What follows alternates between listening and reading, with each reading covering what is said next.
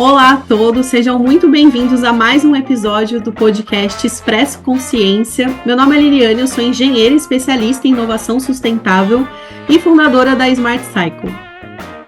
Olá a todos, eu sou Rafaela, formada em comunicação no Brasil e com Master em Marketing na ESAD em Barcelona. No episódio de hoje a gente vai falar sobre um tema que está bastante transformando, a indústria da moda, que é a sustentabilidade no setor têxtil. Esse é um assunto que vem ganhando força tanto no Brasil quanto no exterior e impacta diretamente o futuro dos negócios, e do consumo.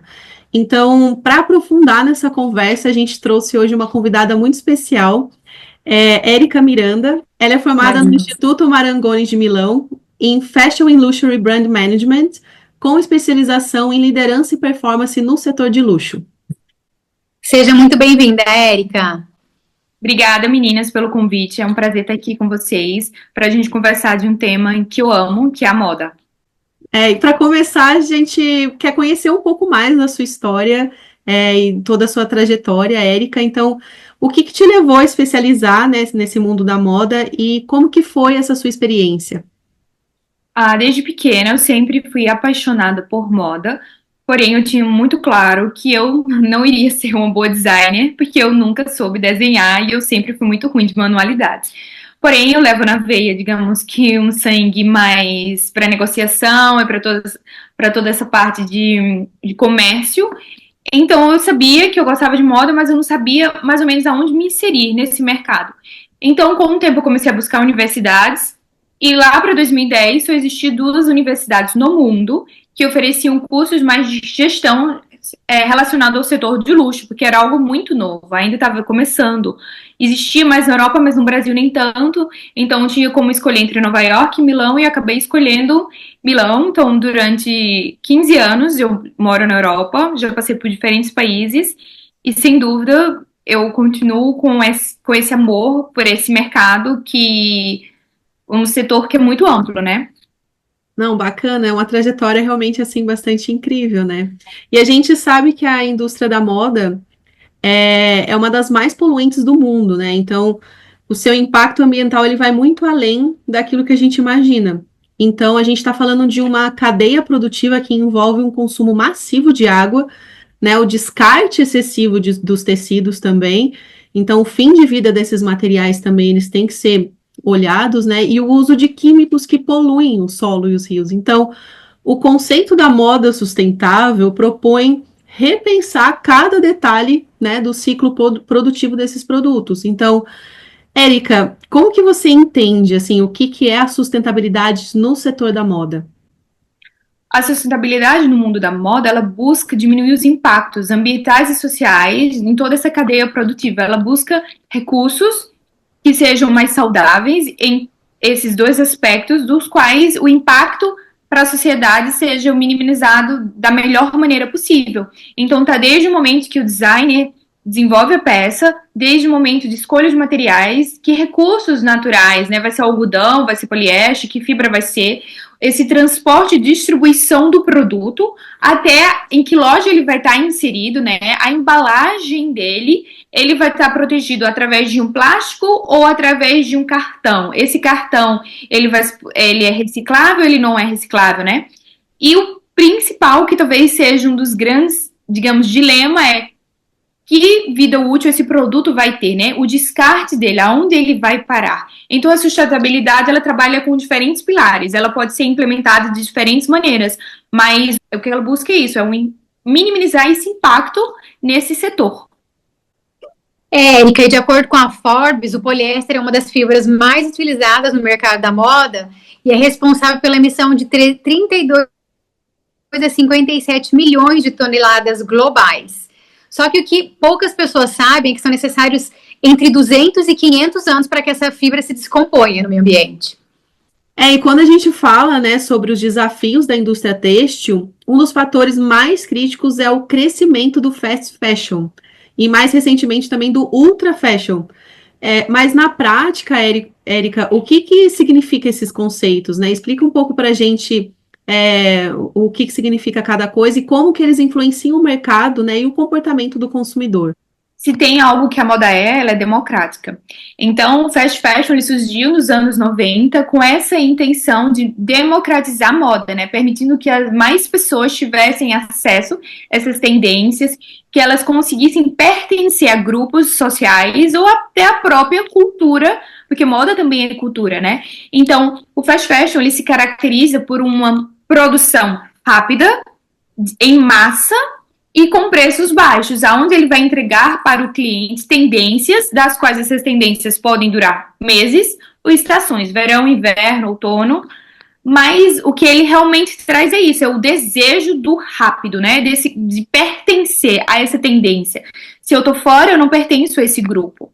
Já o ultra fashion, que também é conhecido como moda instantânea, ele é um fenômeno muito mais acelerado, impulsionado diretamente pelas redes sociais, né? O TikTok e a geração Z, elas jogam como players fundamentais nessa indústria. Digamos que são micro tendências que são lançadas diariamente nessas redes sociais e que fazem com que esses desejos instantâneos aumentem cada vez mais diante dessa população, diante desse grupo social, criando assim essas micro tendências que essas empresas vão produzir de acordo com essas micro tendências. E qual a grande diferença entre o fashion, o fast fashion e o ultra fashion? É que o fast fashion, ele, digamos que essa tendência ela vai perdurar um mês a uma estação, e o ultra fashion, ela só chega a durar dias e até semanas. Tá? Mais do que isso, ela já vai estar out of market.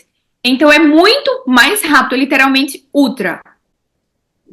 Nossa, Érica, falando disso, a minha pergunta é: como funciona o marketing dessas marcas? Como ele incentiva o consumo?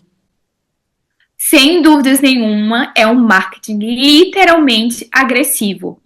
Ele gera um senso de urgência, ele gera uma necessidade, lembrando que esse marketing está direcionado a nichos específicos, né? Então, hoje em dia, com essa questão do mercado das influências, do influência digital, onde literalmente eles abrem a porta da casa deles e vira um reality, faz com que o consumidor se sinta cada vez mais íntimo e se sinta na necessidade de participar da vida daquela pessoa. Então, como é que ela vai participar da vida daquela pessoa? Consumindo o que aquela pessoa consome. E lembrando que a grande mudança e a grande estratégia é que o celular está na tua mão 24 horas. Tu leva ele para qualquer lugar. Então, ele é a porta de entrada para todo esse consumo. E a todo momento, os números do trend estão aí, girando e jogando mais necessidade, tocando a tua emoção mesmo. E existe também um fator essencial nesse modelo, né, que é o preço. Então, as peças do fast fashion e do ultra fashion costumam ser muito mais acessíveis. Então, Érica, o que você, assim, o que está por trás desses preços tão baixos e quais são os custos invisíveis nessa produção? O preço é um dos grandes atrativos em qualquer mercado, não apenas nesse mercado de moda. E as peças são baratas porque a produção em massa, né, reduz os custos. Sem falar que como geralmente todos esses conglomerados de fast fashion e do ultra fashion, eles têm outras empresas dentro da mesma empresa, ele tem um poder de compra muito maior. Então, ele tem um poder de barganha muito maior, reduzindo, assim, os custos de compra deles e da própria produção. E um fator, digamos, que muitas pessoas não querem falar, mas que a gente sabe que é a realidade, está por trás de trabalho escravo, de jornadas de trabalho que nunca acabam, de situações sociais desagradáveis, de condições de ambiente de trabalho que não são saudáveis. Então, isso faz com que o preço realmente seja barato. E quando a gente fala do fast fashion e do ultra fashion, um dos pontos mais impressionantes é a velocidade, né, e o volume de produção. Então, você pode dar uma ideia de quantas peças são produzidas por dia nesse modelo? Existem diferentes dados, mas vamos pegar de uma forma geral que mais ou menos o mercado têxtil ele produz 100 bilhões de peças anualmente. Lembrando que o ultra fashion, como ele trabalha com micro tendências diárias, que os números lá do TikTok está ditando, que o próprio comportamento da sociedade está ditando, as marcas de ultra fashion, elas chegam a lançar ao dia de 2.000 a 10.000 novas peças diariamente. A grande diferença é que ela só vai produzir se a demanda dela for alta. Mas como a demanda é diária de várias micro tendências, o volume de produção dessas marcas de ultra fashion também é enorme. E a questão do impacto ambiental na indústria têxtil é enorme, né? Não só na produção da pegada de carbono, que ela tem uma produção considerável, ficando atrás apenas da indústria do petróleo, quanto também no impacto da água. A gente tem uma estatística aí que diz que apenas a produção de uma peça de calça jeans, por exemplo, é o equivalente à mesma quantidade de água que uma pessoa bebe durante 7 anos. Então, assim, a água também ela tem um impacto ambiental muito alto na indústria têxtil, sem contar a questão da lavagem dessas roupas pós-produção. E o Brasil, ele tem um dos maiores polos têxteis do mundo, né? Com forte produção nos estados de São Paulo, de Santa Catarina. Então, a gente vê tanto grandes marcas do fast fashion internacionais, quanto redes nacionais crescendo muito rápido. E como que você avalia, Érica, a presença dessas marcas no mercado brasileiro? O mercado do fast fashion, do ultra fashion, ele vem crescendo em absolutamente todo mundo. Ele é uma mudança social, né? Ele trabalha com o ritmo da sociedade. Então, a gente não adianta a gente esquecer disso, que ele é um gigante, assim como o nosso país. O Brasil, ele é um gigante, né? Então, são muitas pessoas que têm a necessidade de consumir, as pessoas precisam se vestir também.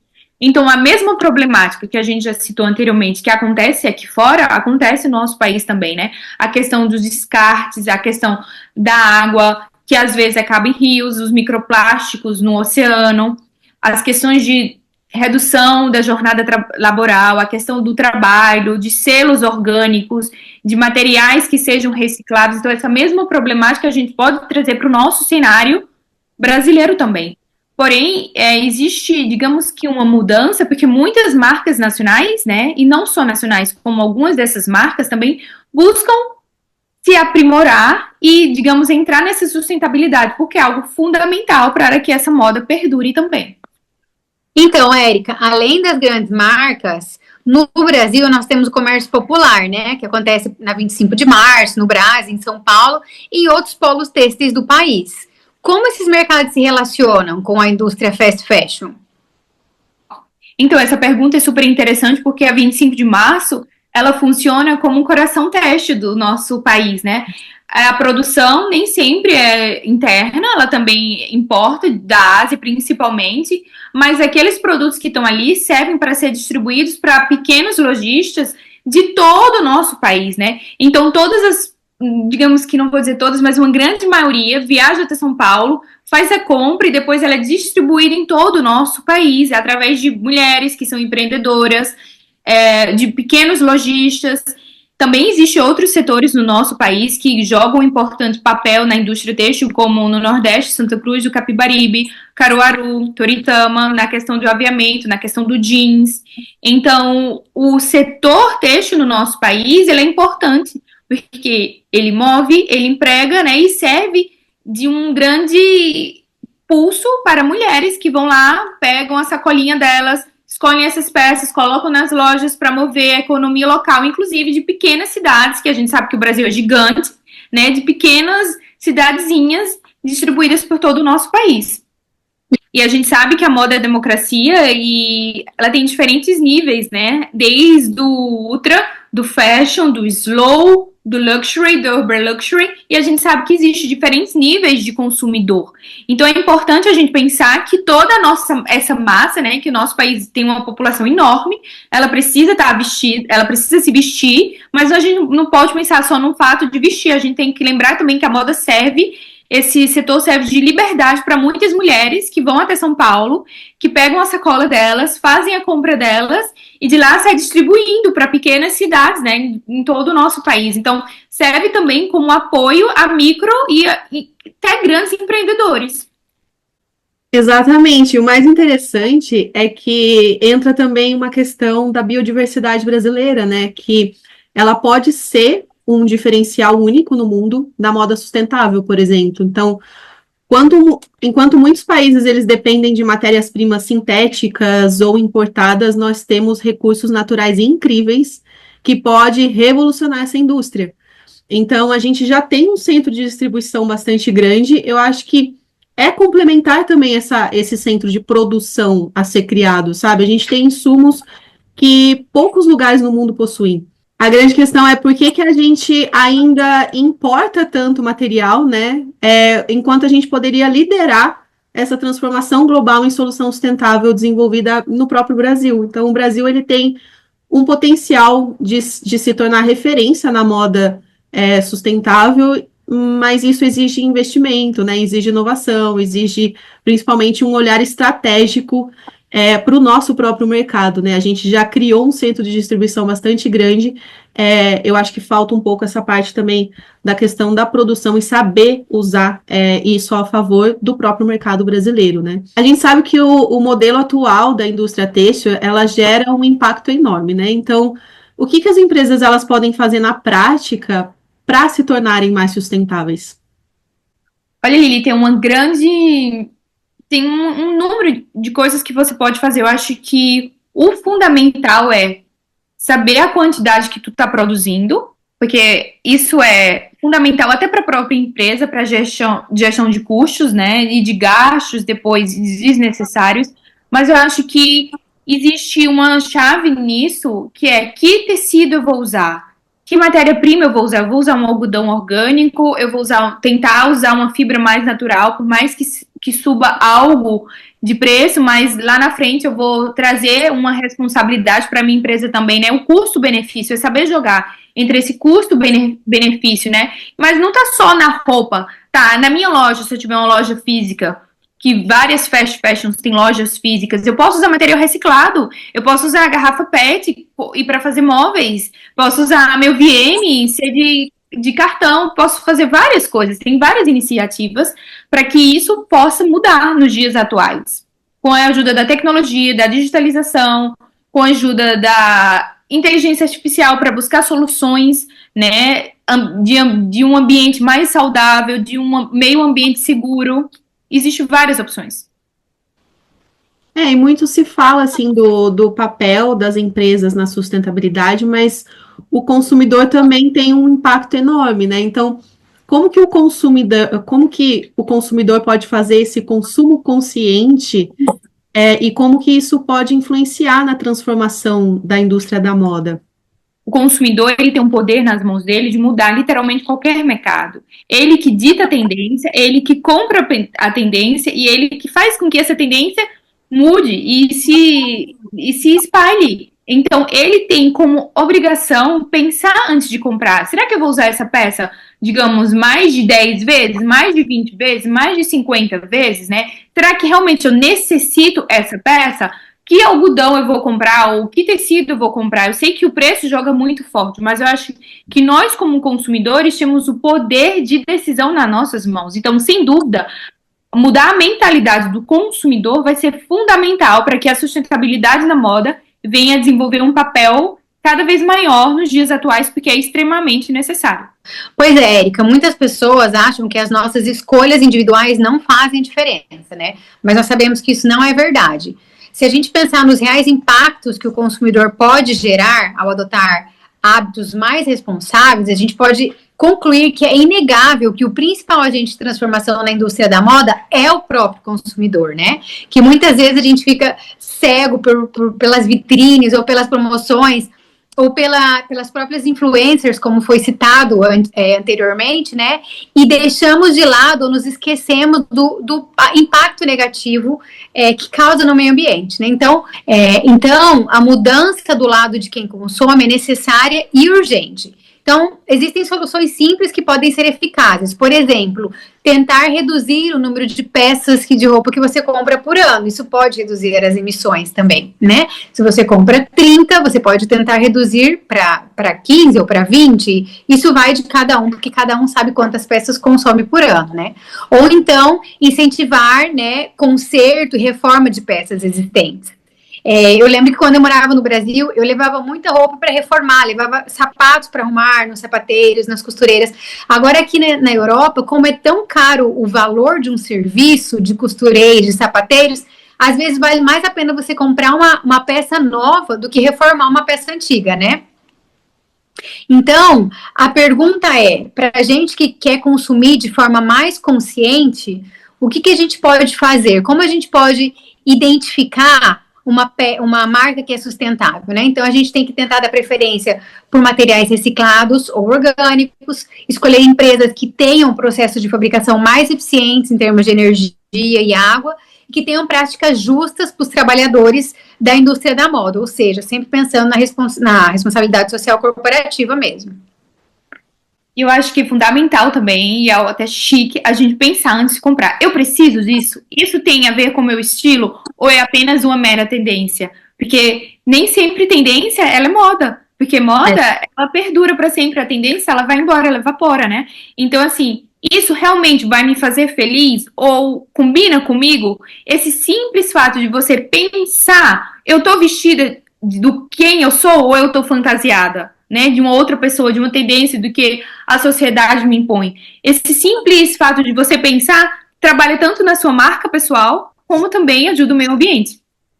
Então é realmente importante, tanto da parte do consumidor, o consumo responsável, quanto da parte da empresa evitar o greenwashing, né? Então, acho que a junção das duas coisas é o que realmente acaba impactando esse consumo desenfreado da indústria têxtil. Então, depois dessa conversa, assim, tão rica, Érica, quais dicas, assim, você daria e quais são as suas considerações finais, assim, que foram os principais insights que a gente discutiu hoje? Eu acho que a sustentabilidade é algo fundamental, ela veio para ficar e ela veio para revolucionar em um aspecto positivo. Sempre que algo traz uma mudança, a gente pode ter uma resistência, mas no nosso caso, a gente tem que pensar na nossa casa, né, que é o nosso planeta. Não descartando o poder e o grande valor econômico que essa indústria tem e o impacto dela na vida de milhares e milhares de pessoas.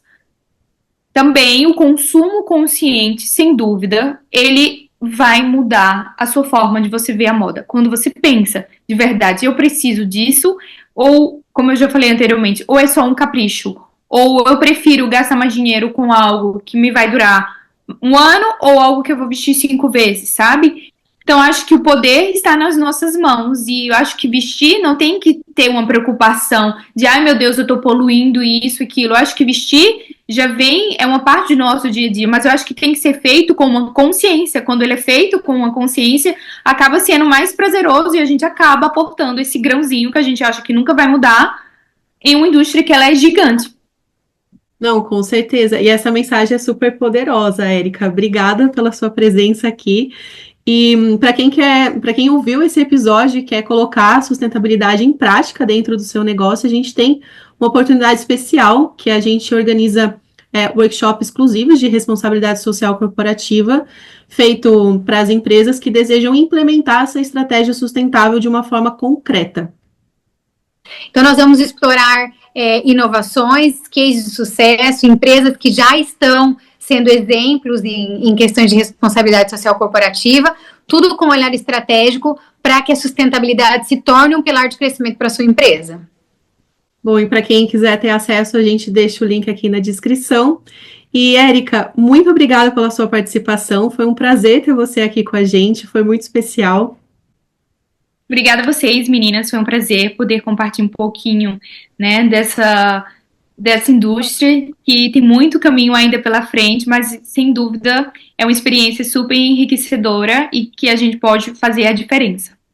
Obrigada a todos, até a próxima.